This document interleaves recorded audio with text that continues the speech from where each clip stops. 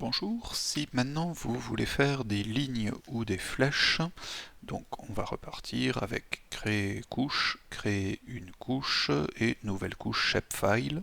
La différence avec avant, donc c'est qu'on va sélectionner polyligne, donc un groupe de lignes.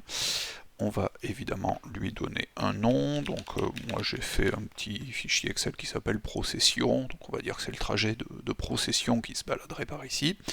On fait OK. Donc on a la couche procession.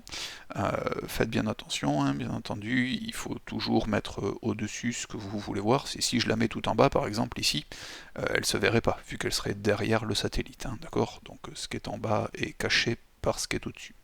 Donc ici, je veux que mes lignes, hop, elles apparaissent par exemple au-dessus de mes points. Donc si une ligne traverse un point, c'est la ligne qui sera dessus. Donc je le mets tout en haut. J'ai fait donc un petit fichier Excel avec simplement procession avec des ID, un motif de procession, un nombre de fidèles dans la procession. Bon, vous voyez, vous pouvez toujours cliquer sur ouvrir la table d'attributs, et dans la table d'attributs, vous voyez qu'il y a ID, motif et nombre de fidèles. Bon, jusque-là, rien d'exceptionnel. Donc, comme je veux faire mes lignes, comme d'habitude, je clique sur la couche que je veux modifier, je clique sur le petit crayon pour basculer en mode édition, et sur donc là le symbole avec le plus pour rajouter. Donc je vais dire que tiens, j'ai une procession qui part ici, vous voyez que je fais simplement des clics gauche les uns après les autres, et quand j'ai fini, je fais un clic droit, il me demande l'ID, comme d'habitude, je mets 1. Je peux choisir de faire des processions où vous voyez, je vais avoir des lignes courbes. Donc regardez, par exemple, vous voyez que ça se courbe automatiquement. Si je veux au contraire des lignes uniquement droites, là j'étais sur courbe. Si je clique dessus, hop, je n'aurai plus que des lignes droites. Donc par exemple, ici vous voyez qu'il n'y a plus de courbe. Et je peux très bien, dans une même ligne, faire à la fois hop, des courbes, puis des droites. C'est moi qui fais ce que je veux. Donc clic droit pour la terminer, et on va en faire une troisième. On va dire qu'elle va se balader par là, hop, et voilà. Donc attention, si vous voulez faire des flèches, la flèche, elle commence au début de là où vous avez cliqué et elle finit ici. Elle finit au bout de votre dernier clic. Donc attention à la direction que vous voulez donner à votre flèche, il faut vraiment que ça suive bien le trajet.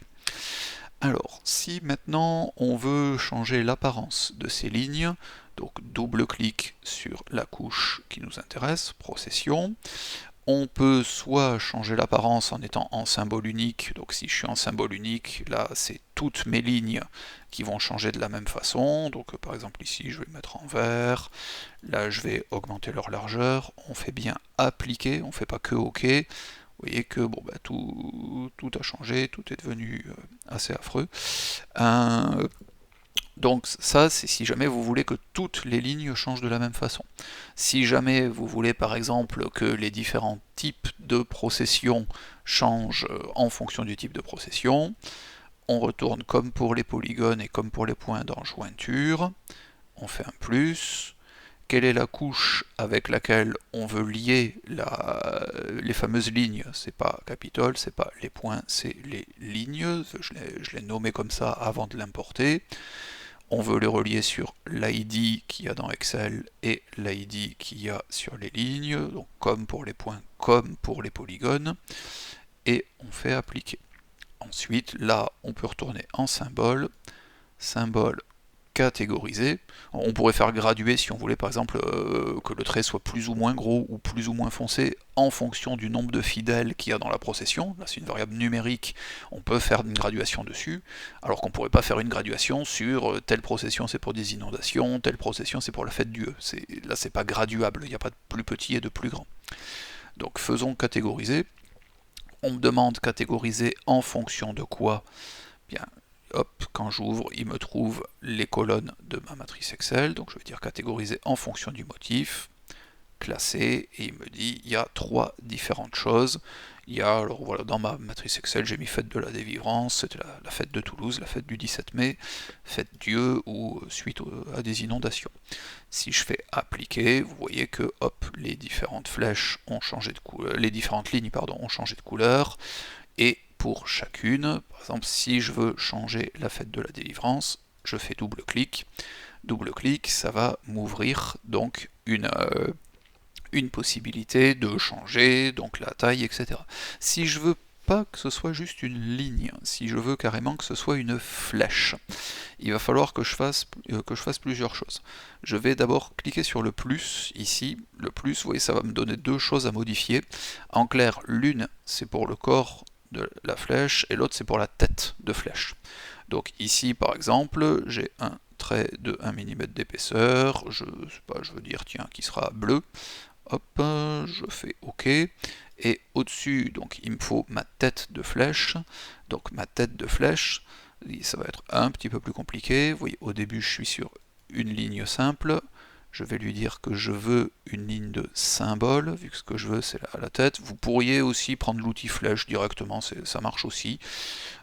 Si vous faites par la ligne de symbole, en fait, il va vous proposer toute une série de symboles. C'est surtout sur les vieilles versions de QGIS. Donc l'outil flèche, généralement, est intéressant.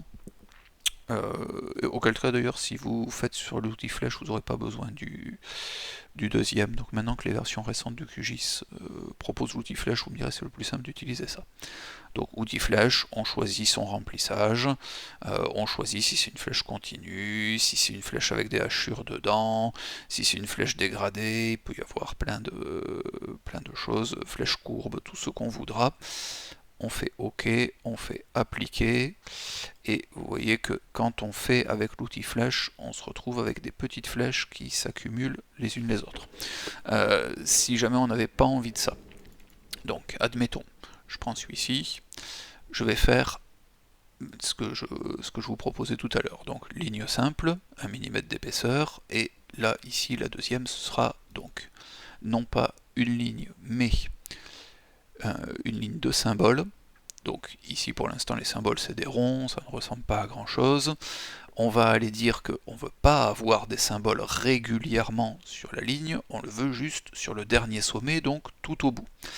Maintenant, on va rajouter que ce qu'on veut, c'est pas des ronds, c'est un triangle pour faire une flèche.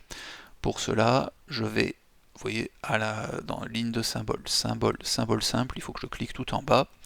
Soit je clique directement sur un de ces symboles-là, soit je peux aller un petit peu plus loin, et vous voyez quand je clique sur ce menu ici, on me propose symbole SVG. Symbole SVG, vous avez une grosse bibliothèque de symboles.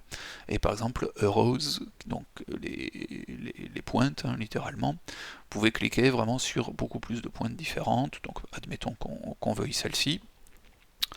On va lui dire qu'on veut d'abord qu'elle ait la même couleur que la flèche, donc c'était cette couleur-là, je fais OK. On veut lui dire qu'on veut plus grand, voilà, vous voyez c'est en train de s'élargir au bout. Au début elles sont toujours orientées vers le nord, donc on va changer la rotation. Il vous faudra toujours mettre une rotation de 90 degrés. Et là, si je fais appliquer, vous voyez que j'ai bien ma tête de flèche ici. Bon, la couleur verte est pas géniale, elle se voit pas très bien. On va changer, on va passer ça en bleu pour que vous puissiez mieux le voir. Hop, j'ai bien ma tête de flèche. Si éventuellement vous voulez faire quelques effets de style et que vous voulez qu'il y ait une flèche et qu'elle soit entourée sur fond noir, par exemple si vous êtes obligé à un moment de faire une flèche bleue par-dessus un polygone bleu, et que vous voulez donc qu'il soit entouré sur fond noir, ce que vous faites, c'est que vous avez déjà le corps de flèche qui est bleu et la ligne de symbole, donc la tête de flèche qui est bleue. On va rajouter encore deux trucs, donc on fait plus et replus. On va les descendre, hop, on va remonter les autres du coup. Ah oui, pardon, pour descendre c'est ici. C'est-à-dire que comme ce qu'on va mettre en noir, c'est ce qui va être en fond, il faut qu'on le mette tout en bas. Donc tout en bas, j'ai dit que je voulais un encadré noir, donc j'avais une ligne bleue d'1 mm d'épaisseur, mais je vais mettre une ligne noire de 1 mm et 1,2 mm par exemple d'épaisseur. Donc autour de la ligne, je vais avoir le noir qui dépasse. Ça se verra encore mieux si je prends une couleur claire. tiens, je vais remettre ce fameux vert. Vous voyez que là, hop, il y a un encadrement en noir. Il faut maintenant encadrer la tête de flèche. Donc en noir, je vais refaire ce que j'ai fait tout à l'heure avec une ligne de symbole. Cette ligne de symbole, je vais dire que je ne veux pas sur l'intervalle, mais uniquement au bout. Je vais aller en bas, comme tout à l'heure, pour lui dire que je veux prendre symbole SVG, arrose, que je veux reprendre ma tête de flèche, que je voudrais que ce soit hop, en noir. Comme tout à l'heure, il va falloir que je fasse une rotation de 90 degrés. Et à nouveau, comme tout à l'heure, il va falloir que j'agrandisse cette tête de flèche qui est en fond. Hop, là on doit commencer à être pas mal. Quoique, je vais lui aussi lui mettre sa tête en vert quand même pour que ça ressemble à quelque chose. Ouais, non, visiblement j'ai pas encore assez élargi.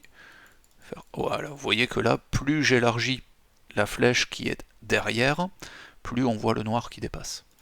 Pareil, c'est la même chose pour le corps de la flèche, plus j'élargis, plus on voit le noir qui dépasse. En fait, qu'est-ce que j'ai fait? J'ai fait une ligne noire et avec à son bout une tête de flèche noire, et par-dessus une ligne un peu plus étroite verte, et par-dessus une tête de flèche verte. Si je fais OK et appliquer, vous voyez que j'ai ma flèche verte entourée en noir. Alors vous allez me dire, mais ça c'est prodigieusement pénible, on va pas faire ça à chaque fois. Et en effet, vous n'allez le faire que une seule fois, c'est-à-dire que quand je reclique dessus, tout en bas, là j'ai enregistré le symbole. Et donc si je fais enregistrer le symbole, mieux vaut le mettre dans la partie défaut, vous allez voir, ça va le placer ici, sur l'invite. Je dois lui donner un nom, donc admettons, je vais l'appeler flèche verte. D'accord. Je dois lui donner une étiquette, je vais l'appeler flèche verte aussi. Et si je fais enregistrer, pardon, j'ai oublié de cocher ajouter au marque-page. Donc il me faut retaper flèche verte, ajouter au marque-page, et je fais enregistrer, et vous voyez, hop, il est ici. Et donc, par exemple, si je dis, tiens, les processions liées aux inondations, hop, je clique sur la flèche verte, automatiquement, il m'a fait la même chose, et le seul truc que je vais changer, c'est qu'au lieu d'avoir du vert, par exemple, hop, je lui mets du bleu, je dois faire pareil sur son corps de flèche, hop, je lui mets du bleu, et vous voyez que si je fais appliquer, cette flèche, elle est devenue donc une flèche avec du bleu. Au lieu de me refaire toutes les étapes, je suis parti du symbole que j'avais mis en mémoire et j'ai juste changé sa couleur. Une dernière propriété au sujet des lignes, quand vous voulez mettre les noms sur les lignes, si vous allez dans étiquettes, donc ici par exemple on va rajouter juste des étiquettes simples, on va dire que tiens, ce sera en fonction du motif de la procession. On veut que le motif de la procession s'écrive à côté de la flèche. Et bien, quand vous faites appliquer, oui, je vais l'agrandir un petit peu pour que ça se voit mieux. Vous voyez que les étiquettes pour les flèches, pour les lignes et pour les flèches suivent les flèches. C'est très pratique pour les cours d'eau, ça permet de directement avoir le nom du cours d'eau qui suit. Vous pouvez, si vous le souhaitez, rajouter donc un tampon. Vous voyez le tampon, quand vous cliquez dessus, c'est ce qui met un petit contour blanc, et ce qui fait que les noms de tout à l'heure qui ne se voyaient pas du tout, maintenant se voient beaucoup mieux. Si jamais vos étiquettes, là, donc les noms, vous plaisent pas, vous pouvez toujours cliquer sur donc, cet élément. Hop, ça vous faites OK, et ensuite vous pouvez cliquer sur un nouvel endroit sur lequel vous allez positionner votre étiquette. Attention simplement, là votre étiquette ne suivra plus la direction de la flèche. Voilà en ce qui concerne les lignes.